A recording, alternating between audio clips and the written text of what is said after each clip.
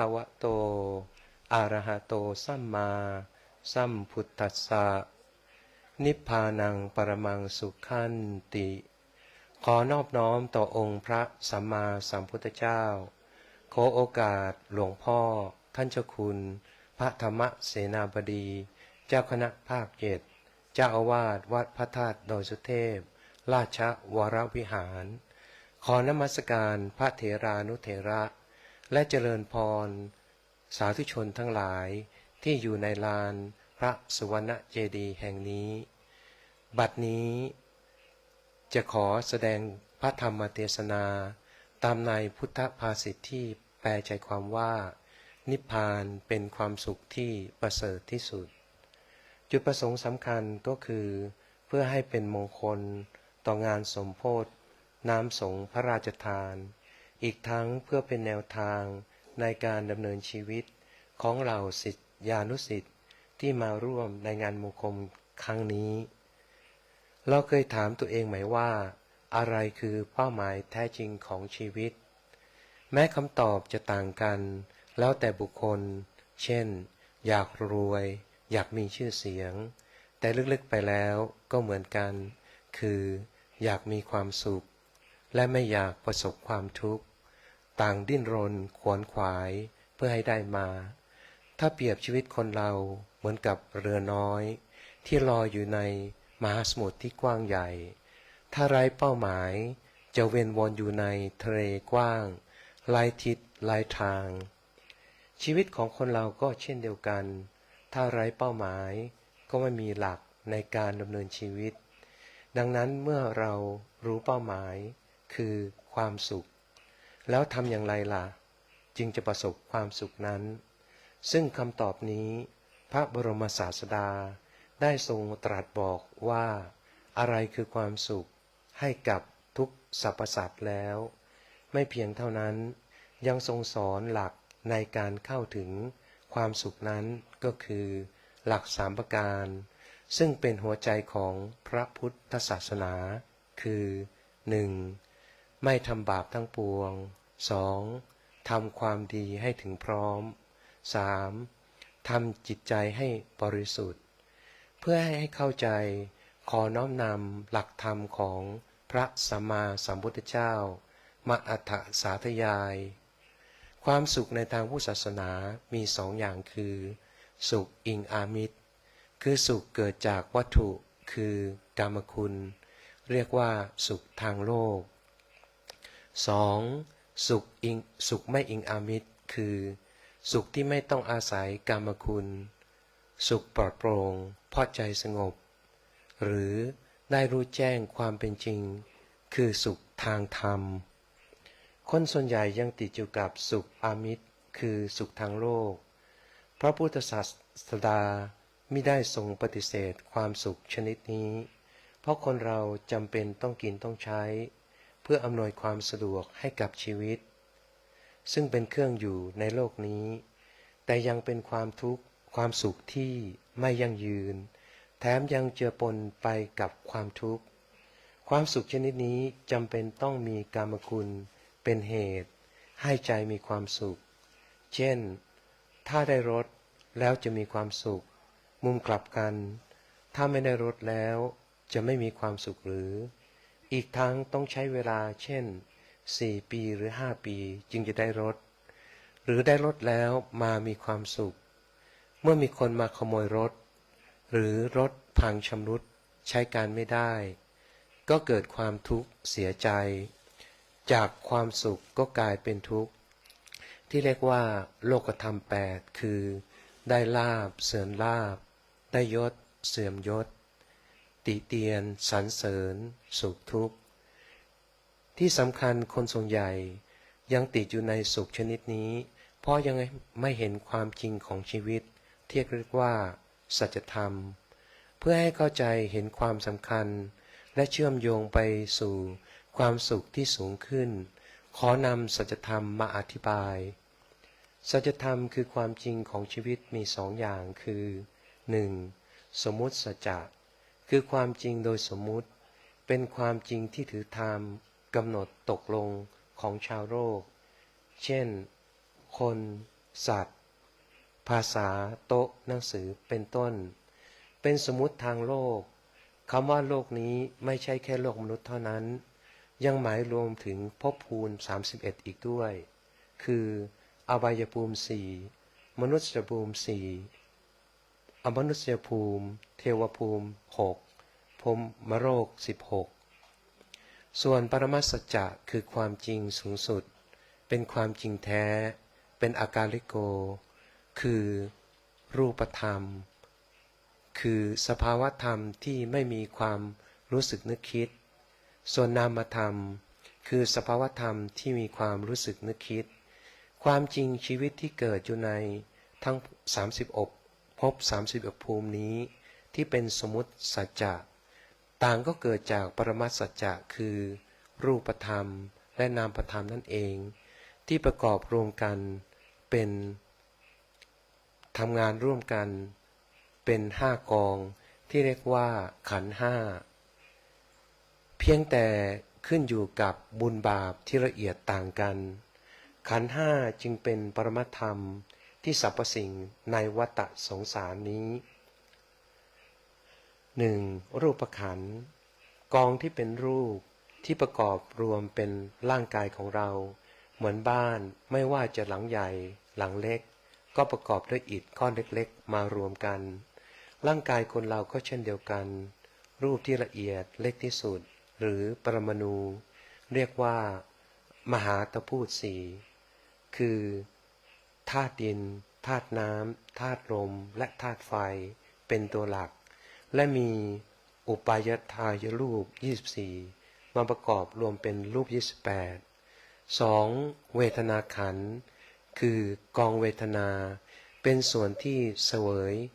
ลดอารมณ์ความรู้สึกทุกข์ 3. สัญญาคือกองสัญญาเป็นส่วนกำหนดจำได้หมายรู้ในอารมณ์6เช่นว่าเขียวขาวดำ 4. สังขารขันธ์คือกองสังขารเป็นส่วนที่ปรุงแต่งจิตใจให้ดีชั่วเป็นกลางได้แก่สังขาร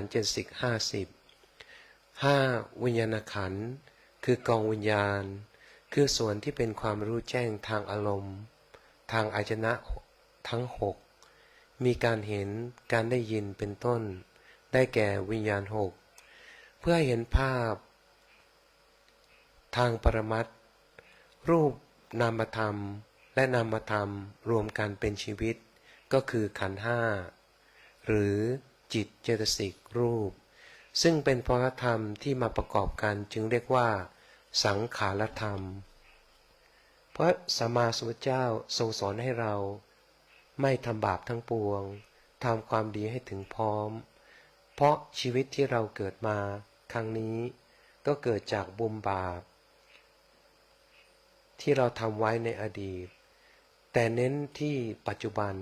เพราะกรรมเก่าเราไปแก้ไขไม่ได้แต่ถ้าเราสามารถทำกรรมใหม่ขึ้นมาได้เรียกว่าพัฒนาชีวิตพระผู้มีพระเจ้าทรงแสดงคนในโลกนี้มี4จำพวกตามในจตุกนิบาตอังคุตรนิกายคือ 1. ตโมตมะปรายโนผู้มืดมาแล้วมืดไป 2. ตโมโชติปรายโนผู้มืดมาแล้วกลับสว่างไป 3. โชติตมะปรายมโนผู้สว่างมาแล้วกลับมืดไป 4. โชติปรยานโนผู้สว่างมาแล้วสว่างไปพระพุทธองค์ทรงสรรเสริญบุคคล2จำพวกคือผู้มืดมาแล้วสว่างไปและผู้สว่างมาแล้วสว่างไปว่าเป็นคนไม่ประมาทส่วนคนประมาทชีวิตก็คือผู้มืดมาแล้วมืดไปและผู้สว่างแล้วมืดไปผู้ไม่ประมาทนี้เขาจะได้รับความสุขจากการกระทำในโลกนี้ไม่เพียงเท่านั้นเมื่อสิ้นชีวิตไปวิบากกรรมที่ดีเป็นเหมือนเสบียงบุญเป็นเหมือนเมล็ดพันธุ์นำไปเกิดในภพภูมิที่ดีอีกด้วย แต่ถึงกระนั้นพระพุทธศาสดาชี้ให้เห็นว่าความสุขในภพภูมินี้ยังไม่ยั่งยืนเพราะเมื่อหมดบุญที่ทำไว้ก็ต้องกลับมาเกิดอีกเพราะชีวิตหรือขันธ์ห้าใน31ภูมินี้ยังเป็นสังขารธรรมเป็นสวะที่มีอนิจจังประกอบเหมือนที่เราสวดกันว่าสัพเพสังขาราอนิจจาเมื่อมีอนิจจาความไม่แน่นอนก็ทำให้เกิดทุกข์เพราะไม่สามารถควบคุมได้ก็ทำให้คือเกิดมีความเป็นอนัตตาก็คือพระไตรลักษณ์นั่นเองนอกจากนี้แล้วความไม่รู้ความเป็นจริงของชีวิตจึงทำให้เกิดตัณหาเป็นเหมือนยางเหนียวมีวิบากกรรมเป็นเหมือนเมล็ดพันธุ์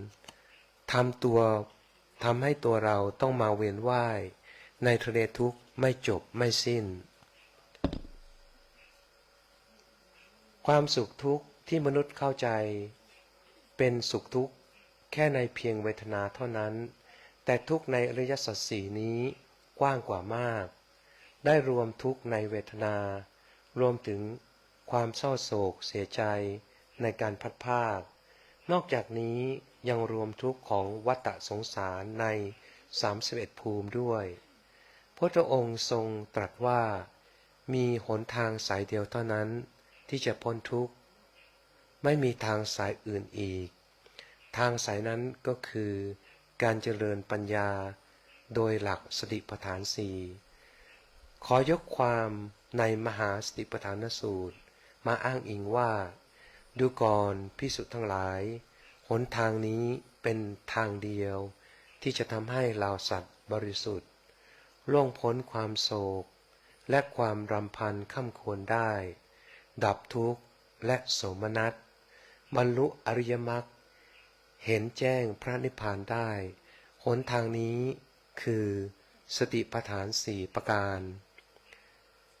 ก็คือการเอาสติมากำหนดรู้ที่ฐานทั้งสี่ภายในตัวเรานั่นเองเพื่อให้เห็นสภาวะธรรมสภาวะธรรมนั้นก็คือขันธ์ห้าคือจิตเจตสิกรูปและทางอภิธรรมนั่นเองคือหนึ่งกายานุปัสสนาคือ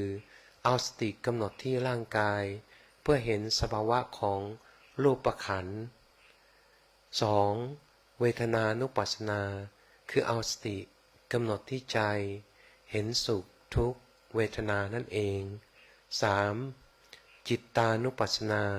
คือเอาสติกำหนดใจให้เห็นสภาวะการปรุงแต่งทางใจคือโกรธโลภเสียใจ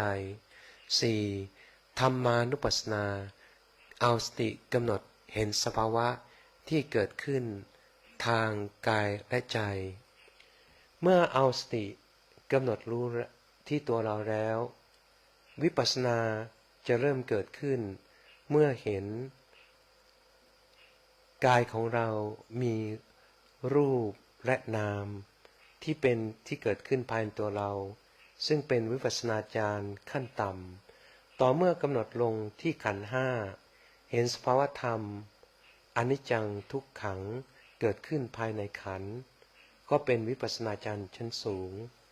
อวิชชาที่เคยครอบงำเหมือนความมืดปัญญาญาณเหมือนแสงสว่างจากตัวกูจิตก็จะเริ่มพัฒนาตัวจิตเรียกว่าจิตรู้คือรู้สภาวธรรมในอัตตาเมื่อจิตเริ่มตื่นรู้จากกิเลสและตัณหาก็เรียกว่าจิตตื่นเมื่อจิตเริ่มปล่อยวางกิเลสที่หมักหมมในใจเริ่มคลายราคะตัณหาที่เหมือนเป็นยางเหนียวเหมือนคนที่ไม่รู้ว่าแบกของหนักเมื่อรู้ตัวว่ามันเป็นภาระก็เริ่มวางเมื่อวางได้เรียกว่าจิตเบิกบานจากอัตตาที่มีอวิชชาปิดบังทำให้จิตใจของเรามืดมัวกลายเป็นจิตรู้จิตตื่นจิตเบิกบานเรียกว่าพุทธจิตก็คือเริ่มพัฒนาสู่อริยสัจสี่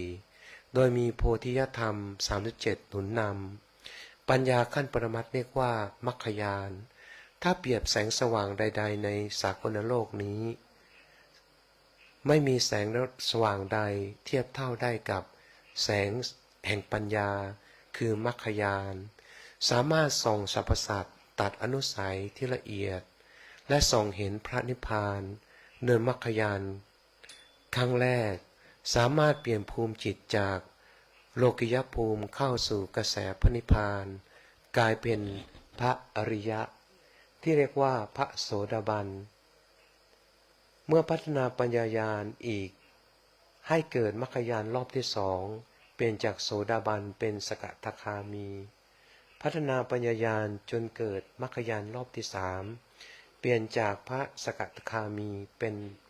พระสกทามีเป็นพระอนาคามีและรอบสุดท้ายรอบที่สี่จะตัดอนุสัยโดยสมบูรณ์เรียกว่าพระอรหันต์เมื่อละสังขารแล้วจะไม่มาเกิดในวัฏสงสารของโลกิยภูมิอีกเลยเพราะไม่มีกิเลสตัณหาพ้นจากพยามารนายช่างใหญ่ที่สร้างภพสร้างภูมิปิดบังใจเข้าสู่สภาวะที่เรียกว่าวิสังขารธรรมไม่มีอนิจจังเป็นนิรันดร์ไม่มีทุกข์เป็นสุขที่แท้จริงมีแต่พิอนัตตาวิสังขารธรรมนั่นก็คือพระนิพพานนั่นเองเป็นพระบรมสุขสูงสุดที่พระพุทธองค์พิสูจน์ค้นพบวางหลักธรรมปฏิบัติให้เราสรรพสัตว์ไว้แล้วขอให้เราภูมิใจเถิดที่เกิดมาเป็นมนุษย์และถือว่าเป็นมงคลอย่างยิ่งที่ได้เกิดมาทันยุคที่มีพระพุทธเจ้าทรงตรัสรู้บางช่วงของชีวิตที่เกิดมาในวัฏจักรที่ปราศจากพระพุทธเจ้าชีวิตไร้หลักและที่สำคัญอย่างยิ่งไม่ใช่ใครจะสามารถตรัสรู้ธรรมที่ละเอียดลึกซึ้งได้เช่นนี้มีเพียงพระโพธิสัตว์ที่สั่งสมพระบารมีในชาติแล้วชาติเล่าถึง400,000 อสงไขยกับยิ่ง400,000 มหากัปจนบารมี30 ทัศเต็มรอบได้ตรัสรู้เป็นพุทธเจ้าชีวิตในวัฏสงสารถ้าไม่มีหลักในชีวิตก็ดำผุดดำว่ายในทุกสีทันดรไม่สิ้นสุดแต่เราโชคดีมากๆที่เกิดมาทันพระพุทธศาสนาแม้พระองค์ทรงปรินิพพานแล้วแต่พระธาตุและพระธรรมคำสั่งสอนยังคงอยู่อีกและจะยิ่งโชคดีสมบูรณ์ยิ่งขึ้นถ้าสามารถน้อมนำคำสั่งสอนของพระพุทธองค์มาประพฤติปฏิบัติเป็นหลักในการดำเนินชีวิตการปฏิบัติธรรมไม่ใช่เป็นของยากแต่เป็นของละเอียดการปฏิบัติธรรมที่พระเจ้าตรัสรู้ก็ไม่จะเกิดที่ไหนเมื่อวิสาขบูชา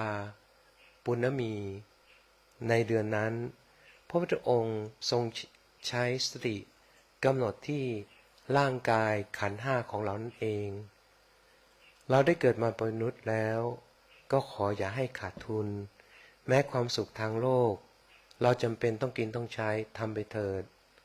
แต่ให้เอาธรรมไว้เป็นหลักของใจสามารถปรับสมดุลให้เจริญทั้งทางโลกทางธรรมชาตินี้ให้พัฒนาสู่ความเจริญแม้จะจากโลกนี้ไปแล้วก็มีบุญหนุนนำเป็นเสบียงพัฒนาไปสู่วัฏฏะที่ดีให้ชีวิตแต่ละชีวิตที่เกิดมาเสริมหนุนนำจนถึงชาติสุดท้ายคือพระบรมสุขแท้จริงคือพระนิพพานสมดังภาษิตที่ยกมาข้างต้นท้ายนี้ขออ้างบุญพระรัตนตรัยรวมถึงสิ่งศักดิ์สิทธิ์ในสากลโลกขอช่วยปกปักรักษาให้เหล่าสายุนุชนยุสิทธิ์มีความเจริญอายุวรรณะสุขภละและตลอดจนพัฒนาชีวิตให้สู่เจริญทั้งทางโลกทั้งทางธรรม ตลอดจนถึงพระนิพพานด้วยเทอญ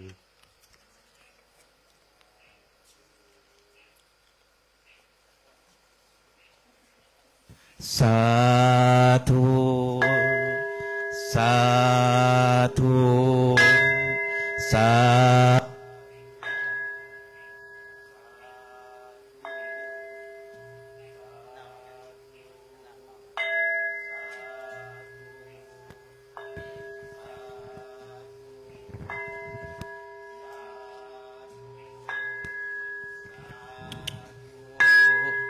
สาธุสาธุ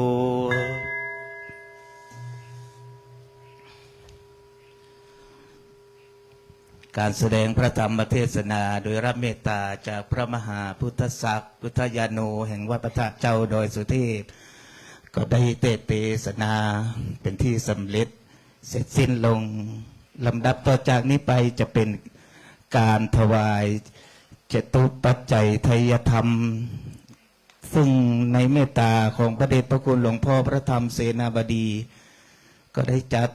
กันเทศมีรวมด้วยกันทั้งหมด4ชุดชุดที่1คือบาทชุดที่2คือ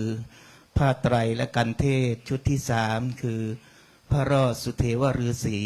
และชุดที่4เครื่องกัปปิยพันธ์ในมณฑลพิธีแห่งนี้ทางวัดพระธาตุดอยสุเทพได้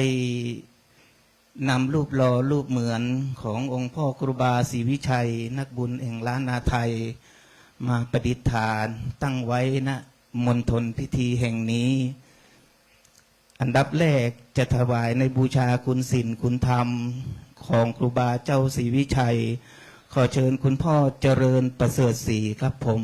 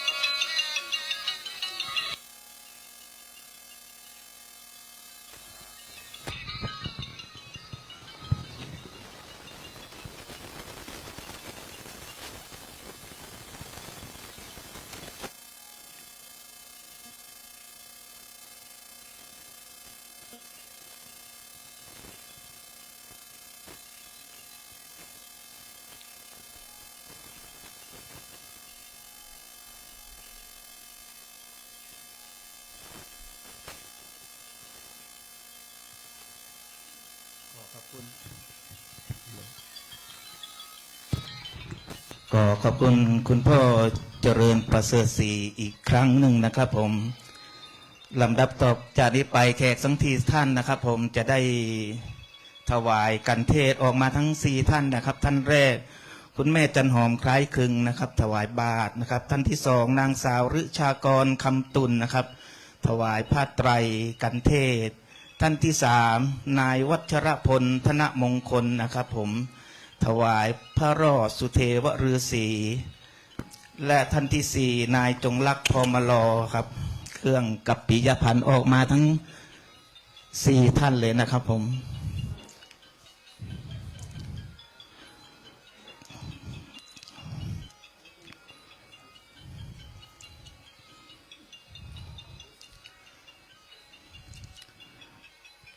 เอาละครับนะ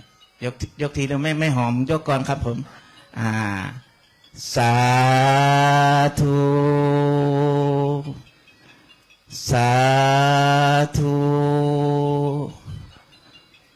สาธุสาธุขอขอบคุณทั้ง4ท่านนะครับ นั่งที่รับรองตามเดิมนะครับผม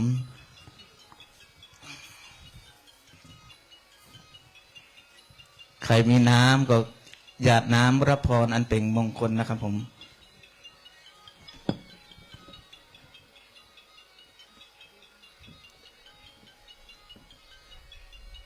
ยะถาวริวหาปุราปุริปุเรนติสาคารังเอวะเมวะอิโตตินังเปตานังอุกปปติอิชิตังปฏิตังตุมหังคิปะเมวะสมิจจตุสัพเพปุเรนตุสังกปาจันโทปนรสโสยะถามณิโชจิรโสยะถาสัพพิติโยวิวาจจันตุสัพพะโรโกวินาศตุมาเตภวัตวันตรายโยสุขีทีกายุโกภวะอภิวาทนาสีริสนิจังอุตตาปจายโนจัตตารโอธรรมาวัฏตันติอายุวันโนสุขังภะรัง สาธุสาธุสาธุสาธุอนุโมทามิ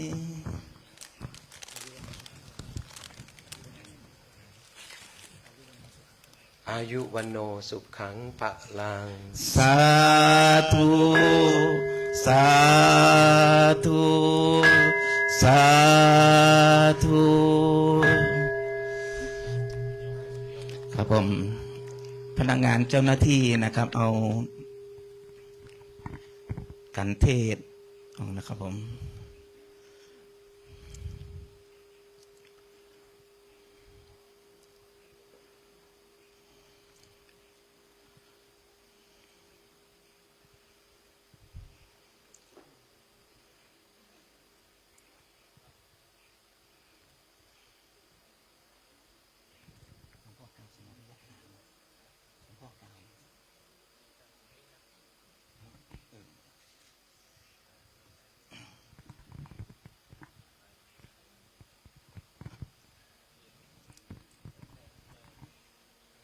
สวดแผ่เมตตานะครับสวดแผ่เมตตาครับครับ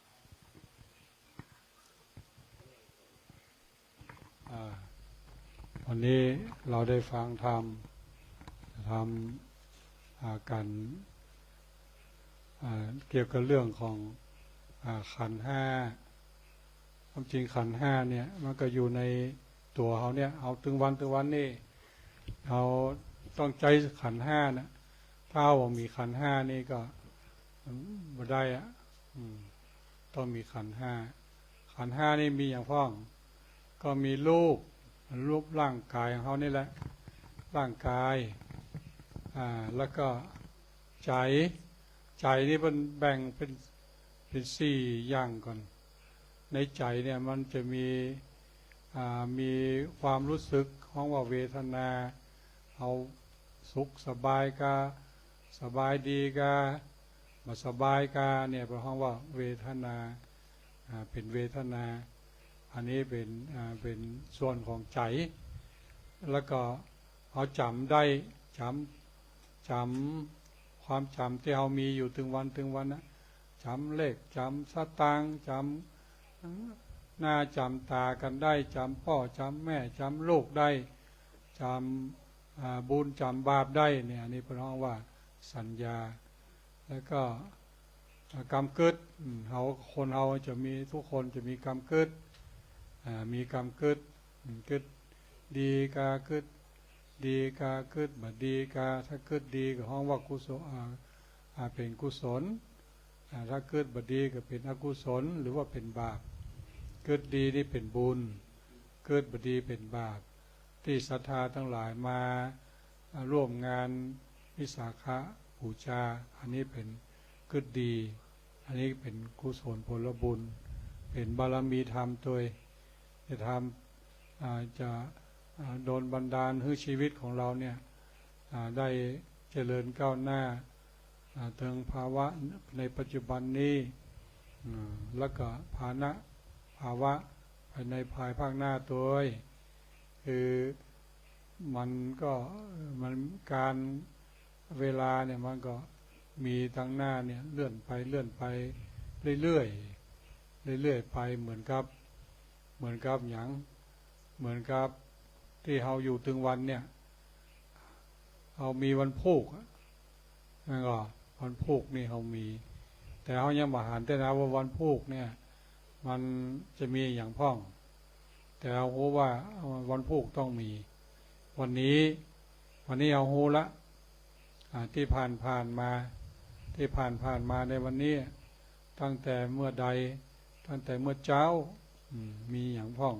ทำมาอย่างพ่องไปที่ไหนพ่องอู้กับไผ่พ่องเอาหูละว่าวันนี้ผ่านไปแล้วแล้วก็วันพุกนี่วันพุกก็ยังมีวันหือแหมแล้วก็มีวันนึ่งแหมวันแต่ว่าเอาหูละว่าวันที่30เป็นวันเดินขึ้นดอยเอาหูละแล้วก็วันที่31เป็นวันวิสาขบูชาอันนี้เราหูละแต่ว่าวันนั้นยังมาบ่ถึงเตื้อวันยังมาบ่ถึงเตื้อนี่แหละชีวิตมันก็เป็นอย่างเนี้ยคือมันก็สืบไปเนี่ยอันนี้ก็เป็นชีวิตที่มันจะเลื่อนไปที่เราจะหูกรรมเกิดกรรมอ่านต่างๆนานาเหล่านี้แหละมันก็เกิดจากจิตตัวหนึ่งเหมือนกันเกิดจากจิตตัวหนึ่งแล้วแหมตัวหนึ่งเป็นตัวหูเป็นห้องว่าวิญญาณขันธ์เป็นห้องว่าวิญญาณขันธ์ที่กรรมเกิดที่เป็นห้องว่าสังขารขันธ์ที่จำมาอย่างได้ทุกสิ่งทุกอย่างนี้ภาษาพระพุทธเจ้าเนี่ยว่าสัญญาขันธ์แล้วที่เราเป็นสุขก็ดีเป็นทุกข์ก็ดีเนี่ยม่วนอกม่วนใจบ่ม่วนอกบ่ม่วนใจนี่นะอันนี้ห้องว่าเวทนาขันธ์พระพุทธเจ้าห้องว่าเวทนาขันธ์อยู่กับตัวเขาเนี่ยถึงวันเนี่ยคนเขาถึงวันก็อยู่กับสิ่งเหล่านี้สิ่งเหล่านี้คือกายกับใจนะโอ้ง่ายๆกายกับใจแต่ว่าใจเนี่ยมันแบ่งกันเป็น4 หมวดอย่างที่ได้กล่าวมาแล้วเนี่ยมันเป็นสิ่งที่เกิดขึ้นกับ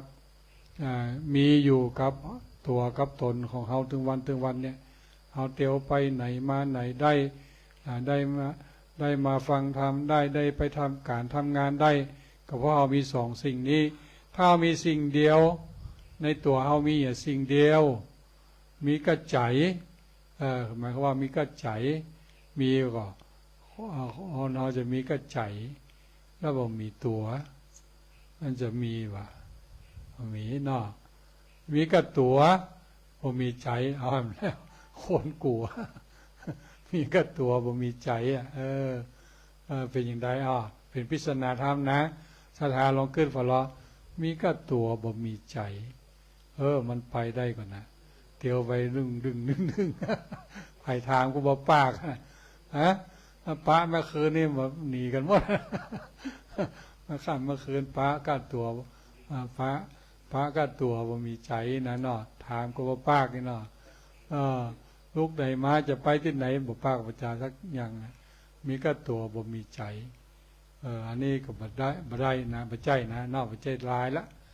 มีก็ใจบ่มีตัวก็ไปแห่งละอยู่ทำคุ้มทำเครือซอยอันซอยนี่พ่อหากับบ่หันสักอย่างนั่นเพราะว่ามีก็ตัวมีก็ใจบ่มีตัวบ่มีเนาะเพราะว่าคน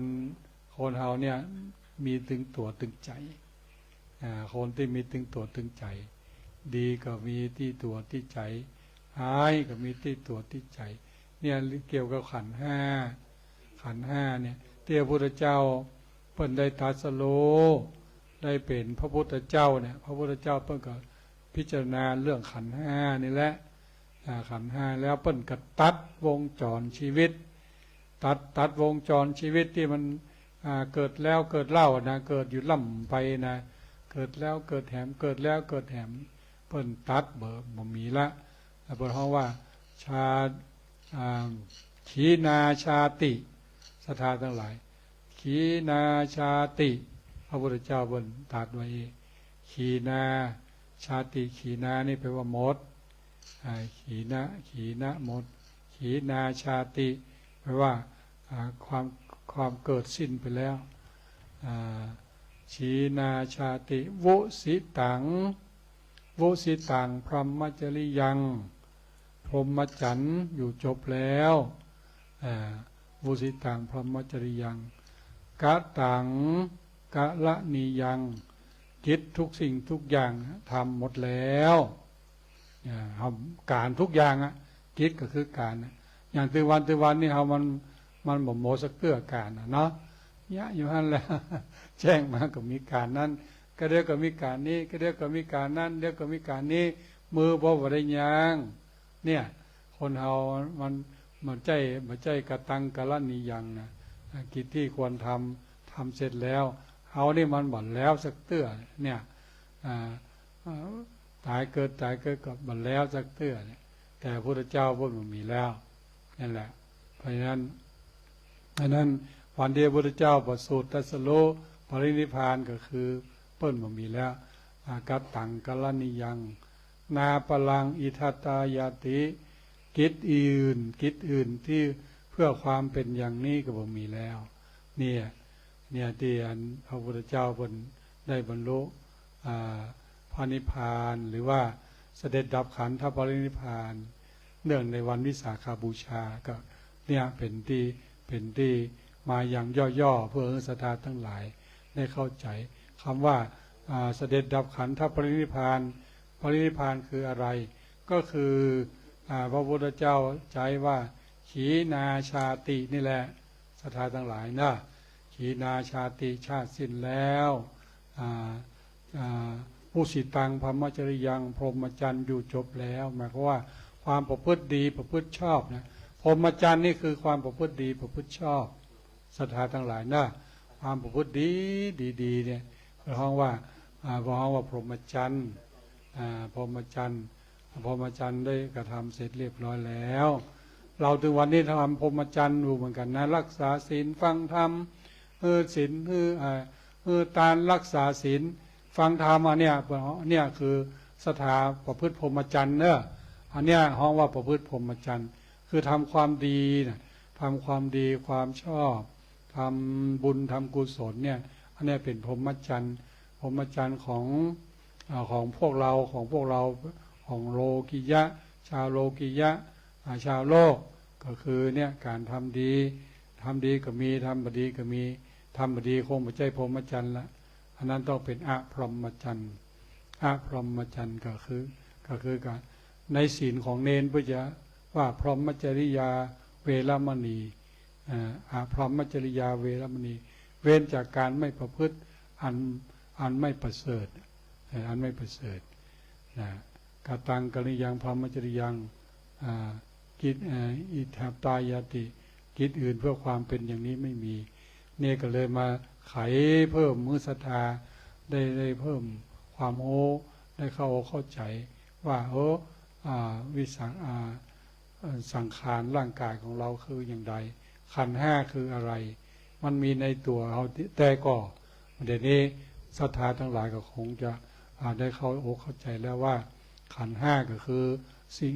กายของเราเนี่ยกับใจของเราเนี่ยแบ่งเป็นห้าได้คือ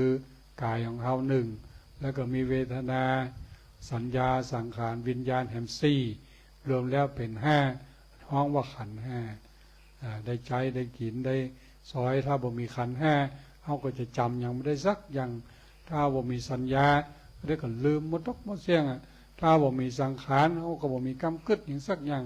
พอรอนที่มันเป็นโลกที่สมาธิสั้นมันกึดอย่างมาได้ใครให้ก็ให้ใครหุยก็หุยนั่นโยมเนี่ยถ้าบ่มีขันธ์ห้าก็ลำบากนะถ้าบ่มีวิญญาณก็บ่โหอย่างบ่โหฮ้อนบ่โหหนาวละเปิ้นฮ้อนก็ยาวเสื้อหนาวมาใส่เปิ้นหนาวก็แก้เสื้อกันเหี่ยมดเนี่ยเพราะว่ามันมีวิญญาณไงถ้ามีวิญญาณมันมีความรู้สึกเนี่ยมันมีความโหเพราะนั้นขันธ์ห้าเนี่ยจึงสำคัญและจำเป็นแก่ตนแก่ตัวของเราทุกคนก็ต้องมีขันธ์ห้าสัตว์ก็มีขันธ์ห้านะคนก็มีขันธ์ห้าได้ใจขันธ์ห้าอยู่ตลอดเวลา อยู่ตลอดทุกเมื่อเชื่อวัน และขันธ์ห้านี่เองนำมาทั้งสุขนำมาทั้งทุกข์แต่ว่าสัมมาสัมพุทธเจ้าเพิ่นได้ตรัสรู้หันแล้วว่าขันธ์ห้านำมาทั้งสุขทั้งทุกข์แต่พระพุทธองค์ก็นำเอาทุกข์เอาสิ่งที่ขันธ์ห้าสร้างทุกข์ออกไปซะจากจิตจากใจออกไปซะจากจิตจากใจก็ถือว่าดับขันธ์ดับขันธ์คือดับทุกข์ดับทุกข์ดับทุกข์จากขันธ์นะจากขันธ์ทั้งห้าเนี่ยก็เลยเป็นดับขันธ์พระปรินิพพานก็เป็นที่มาของวิสาขบูชาที่เรากำลังทำการบูชาอยู่ในวันนี้เพราะนั้นต่อแต่นี้ไปเราจะได้แผ่เมตตา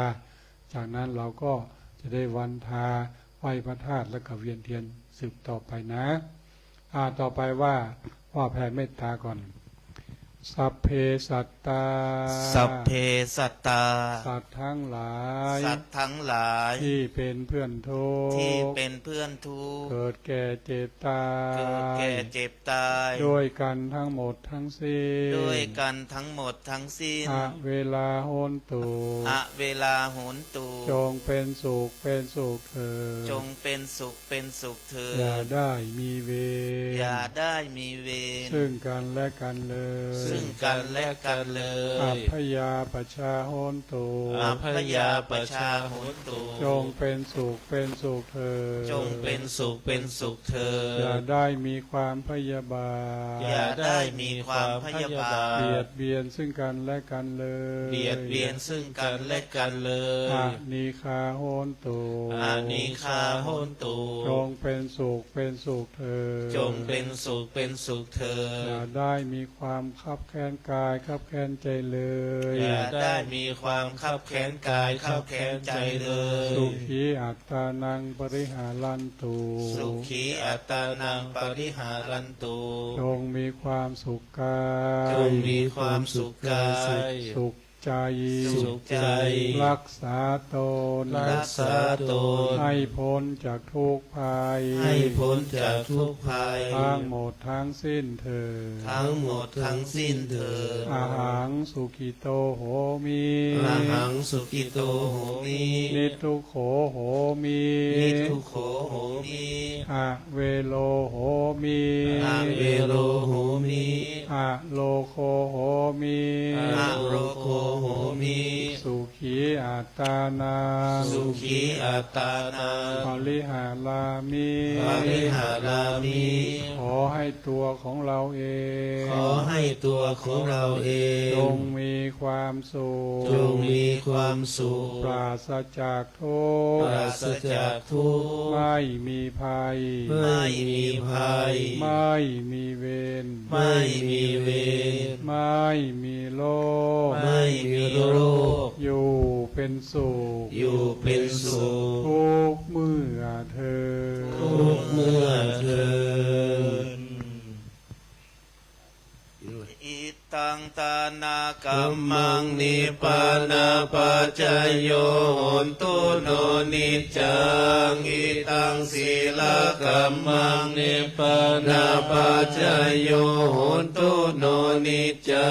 งอิตังภาวนากัมมังนิปปานาปัจจโยโหนตุโนนิจจังยังกินจิกุสลังกัตตปังกัมมังสัพเพหิกาเตหิกาตังปุญญังโนอนุโมทันตุสุนันตุพนโตยิเตวะอาสมิงคาเนอาทิคาตาทิขายุกาสัทธาโหนตุสัพพะสัตตานังสุขีอัตตานังปาริหารันตุมาตาปิตาสุขิตาโหนตุทุกขาปามุนจันตุสัพเพญาตากาสุขิตาโหนตุทุกขาปามุนจันตุสัพเพอายาตากาสุขิตาโหนตุทุกขาปามุนจันตุสัพเพปิสาสัพเพยัคขา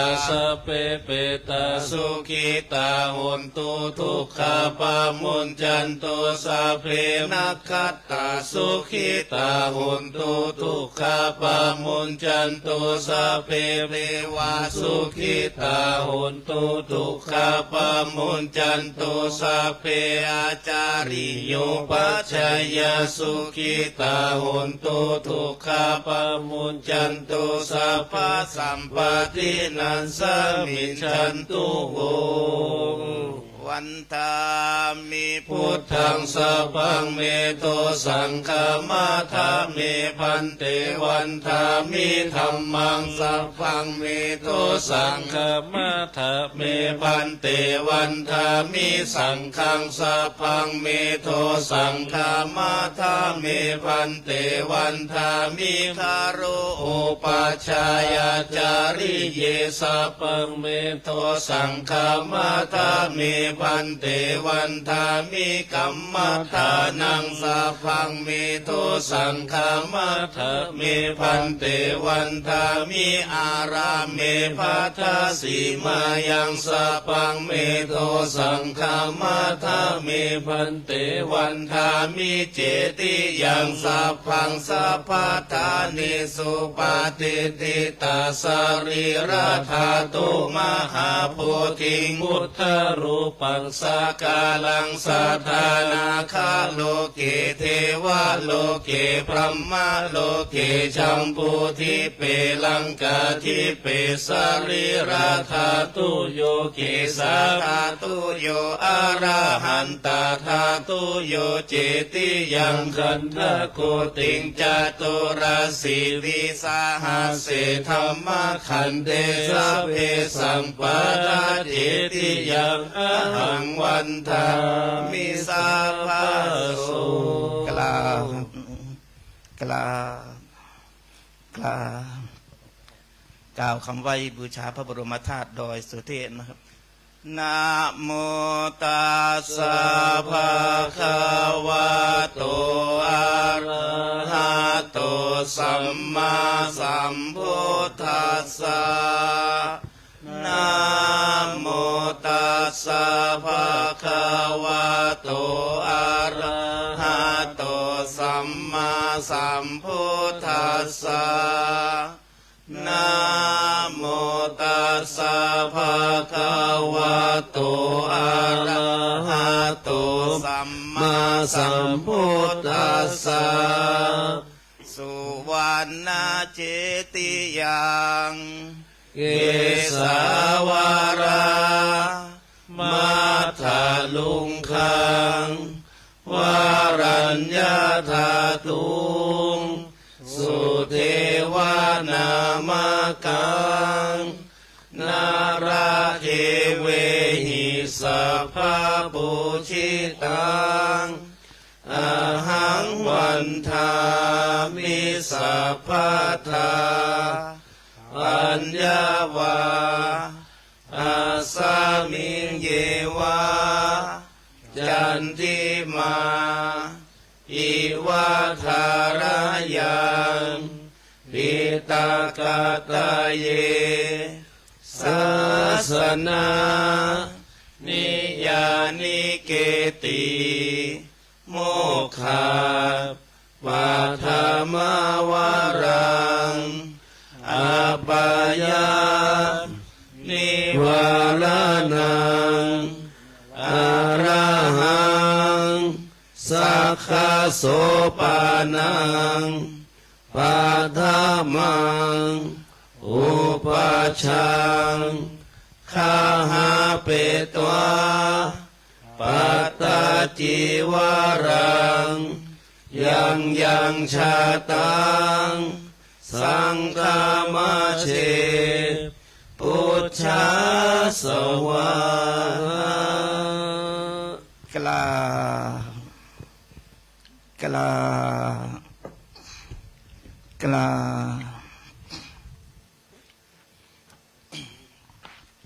ลำดับต่อไปพระเดชพระคุณหลวงพ่อพระธรรมเสนาบดีจะนำเฮากุค้นนะครับประทักษิณเวียนเทียนรอบองค์พระบรมพระสุวรรณเจดีย์พระบรมธาตุโดยสุเทพนะครับเน้อ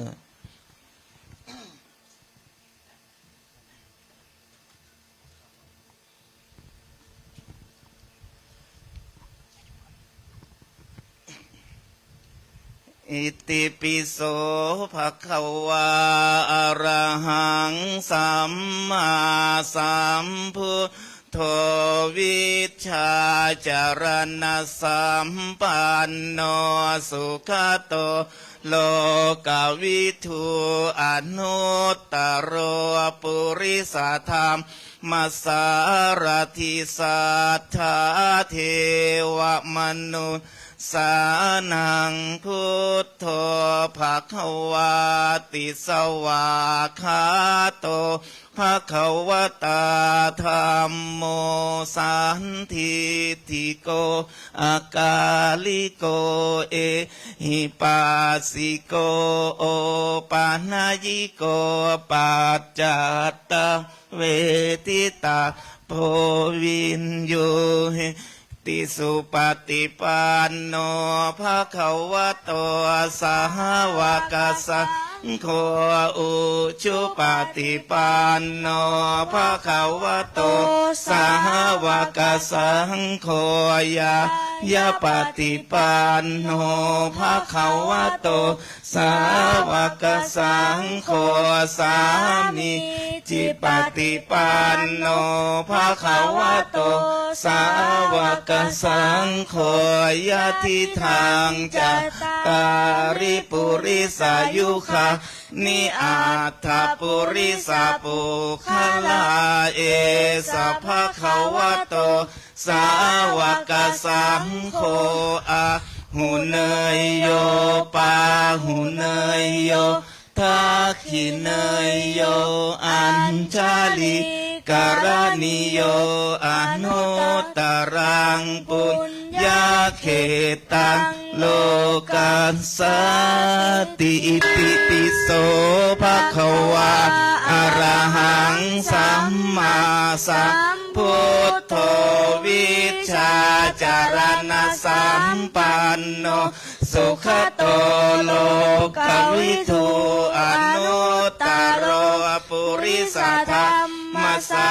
รทิสัทธาเทวมนุษย์สานังพุทโธภะคะวาติสวาคาโตภะคะวตาธัมโมสันทิติโกอากาลิโกเอหิปัสสิโกโอปานายิโกปัจจัตตังเวทิตาโพวินโยหิติสุปฏิปันโนภะคะวะโตสาวกสังโฆอุชุปฏิปันโนภะคะวะโตสาวกสังโฆยปฏิปันโนภะคะวะโตสาวกสังโฆสามิจิปฏิปันโนภะคะวะโตสาวกสังโฆยะทิทางจัตตาริปุริสายุคานิอาถาปุริสาปุคลาเอสะภะคะวะโตสาวกสังโฆอาหุเนยโยปาหุเนยโยตาขิเนยโยอัญชลีการณิโยอนุตรังปุญญาเขตังโลกัสสติสวาคาโตภะคะวตาธัมโมสันทิติโกอากาลิโกเอหิปัสสิโกโอปานายิโกปัจจัตตังเวทิตาโพวินโย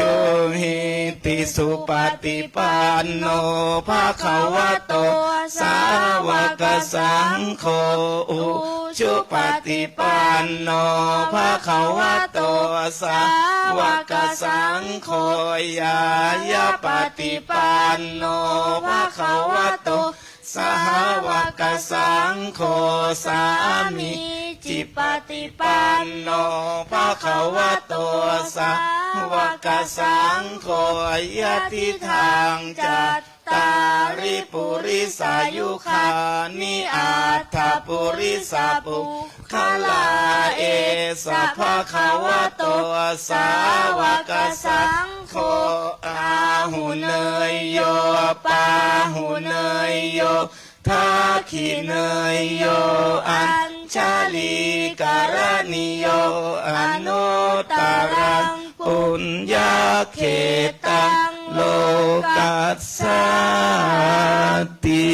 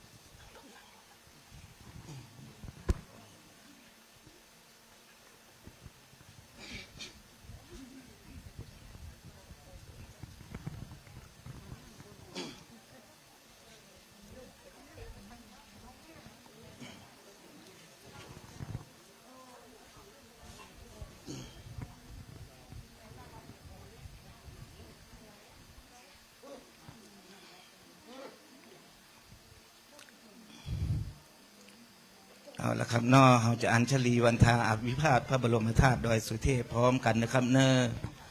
อัญชลีวันทาอภิวาทอัญชลีวันทาอภิวาทอัญชลีวันทาอภิวาทอัญชลีวันทาอัญชลี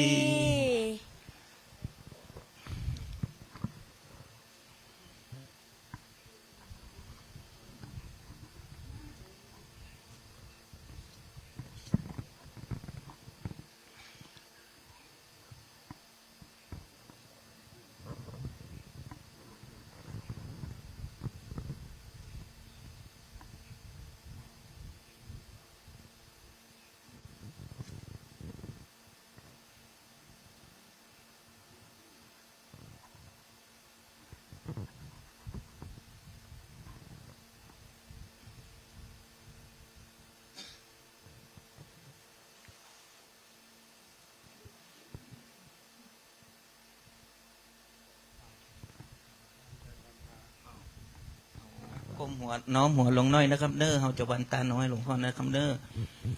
วันตามิพันเตสาพังอาปาราทังคามาธามิพันเตมยากาตังปุญญังสามินาอนุโมทิตาพังสามินากาตังปุญญังไมหังกาตาปังสาธุสาธุอนุโมทามิ อนุโมทนากับศรัทธาสาธุชนทั้งหลายมาร่วมฟังเทศน์ฟังธรรมมาร่วมในงานวิสาขบูชานี้ขอบุญกรรมบุญจูคุณพระธาตุบุญพระธรรมบุญพระพุทธองค์ครองปกป้องรักษาแล้วก็อย่าได้เจ็บอย่าได้ไข้อย่าได้เป็นพยาธิอย่าได้มีอันตรายใดๆมาเบียดมาเบียนขอให้มีความสุขกายสุขใจขอสังขารเขาขันธ์ห้าจงรักษาญาติโยมหายอยู่ดีมีสุขมีความสุขสมปรารถนาทุกสิ่งทุกประการจัตตาโลธรรมาวัฏันติอายุวันโนสุขังพะลาสาธุสาธุสาธุอีก เพิ่มลบหนึ่งนะครับผมอัญชลีวันทาอาภิวาทอัญชลีวันทาอาภิวาทอัญชลีวันทาอาภิวาทอัญชลีวันทาอัญชลี เรียบร้อย มีออกเข้าเต้นเนอร์วันนี้แปลงออกเข้าเว้นนัก